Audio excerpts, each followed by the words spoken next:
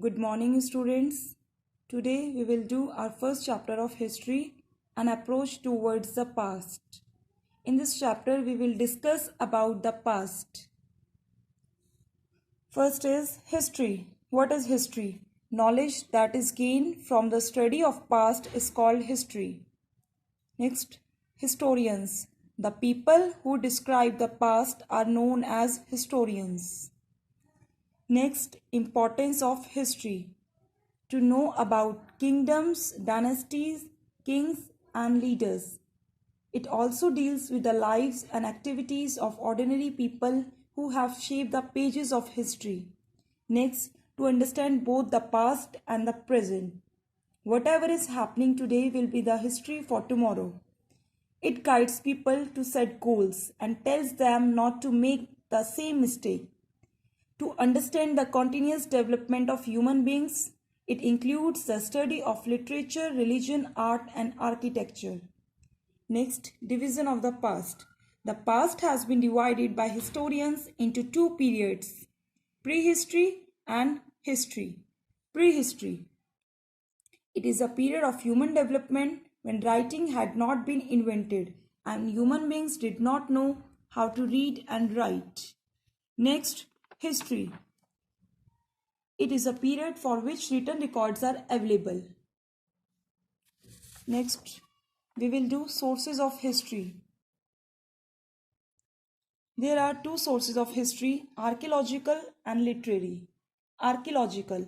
Archaeological sources are direct evidences. They cannot be changed or altered by human beings. They are physical evidences that are available. It includes artifacts. The objects of different kind made by human in the past are called artifacts. For example, things like metal objects, pottery, tools, ornaments, jewelry, weapons, and sculptures. Next, monuments. Old buildings, temples, stupas, mosques, tombs, and old settlements which provide important information of our past heritage are called monuments. Next, coins and inscriptions. Coins are valuable source of information.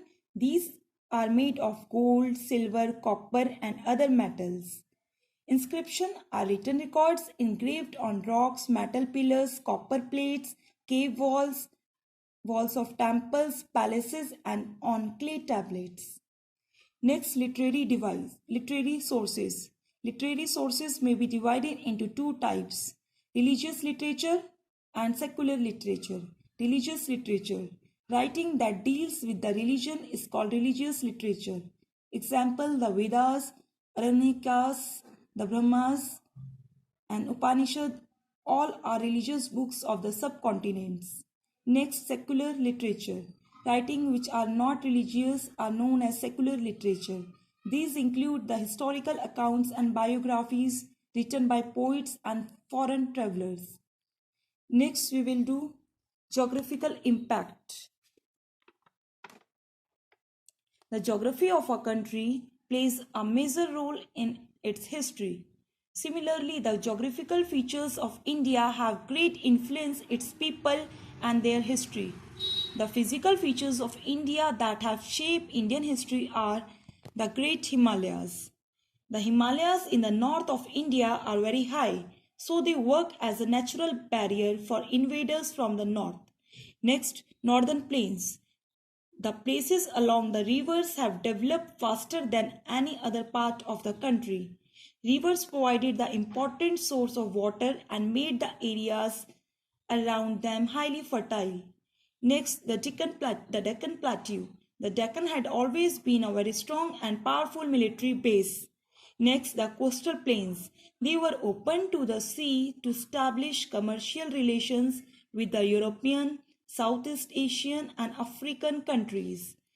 Next, our topic is the concept of dates in history. We take the year of birth of Jesus Christ as 0. Now you can see the timeline. The left side of the given timeline represent the year before Christ was born and is called BCE, before Common Era.